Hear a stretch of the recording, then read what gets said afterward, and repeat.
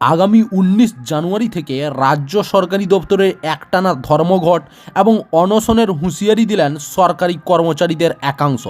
এদিন ডিএর দাবিতে আন্দোলনরত সংগ্রামী যৌথ মঞ্চ সংগঠনের কর্তাদের দাবি, সরকারি কর্মচারীদের বিভিন্ন সংগঠন এই ধর্মঘটের সিদ্ধান্তে সমর্থন জানিয়েছে। আগামী 19 জানুয়ারি ফের একবার মহা মিছিলের ডাক দিয়েছে সংগ্রামী যৌথ মঞ্চ। শহরের বিভিন্ন প্রান্ত থেকে ওই দিন মিছিল করবেন সরকারি কর্মচারীরা।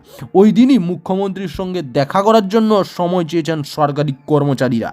তাদের অভিযোগ, এর আগে মুখ্য সচিবের সঙ্গে দেখা করেও তাদের সমস্যার সমাধান হয়নি, ফলে এবার সরাসরি মুখ্যমন্ত্রীর সঙ্গে দেখা করতে চান তারা। মুখ্যমন্ত্রীর দেখা না করলে তারা 19 তারিখ থেকেই অনির্দিষ্টকালের জন্য ধর্মঘট শুরু করবেন বলেও হুঁশিয়ারি দিয়েছেন সংগঠনের নেতারা। সেক্ষেত্রে রাজ্য সরকারি দপ্তরগুলিতে পরিষেবা ব্যাহত হলে তার সম্পূর্ণ দায় রাজ্য প্রশাসনের বলে দাবি করেছেন সংগ্রামী যৌথ মঞ্চ। সংগ্রামী যৌথ মঞ্চের পক্ষ থেকে চাকরির দাবিতে আন্দোলনরত কর্মপ্রার্থীদের যৌথ মঞ্চকেও মহা মিছিলে যোগ দেওয়ার আবেদন জানানো হয়েছিল, যদিও সেই আবেদন ফিরিয়ে দিয়েছে চাকরি প্রার্থীদের যৌথ মঞ্চ।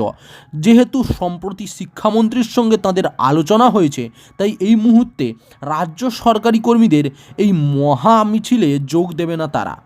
চাকরির খবর থেকে শুরু করে নিয়োগের খবর থেকে শুরু করে ঝড় ঝঞ্ঝা, দেশ বিদেশ, রাজ্য, জেলা এবং আপনার শহরের খবর একটা চ্যানেল আমাদের newsbangla.com-এ সবার আগে আপনারা পেয়ে যাবেন। তাই চ্যানেলটাকে অতি অবশ্যই সাবস্ক্রাইব করে পাশ থেকে বেল আইকনটা ক্লিক করে অল নোটিফিকেশন অন করে রাখুন।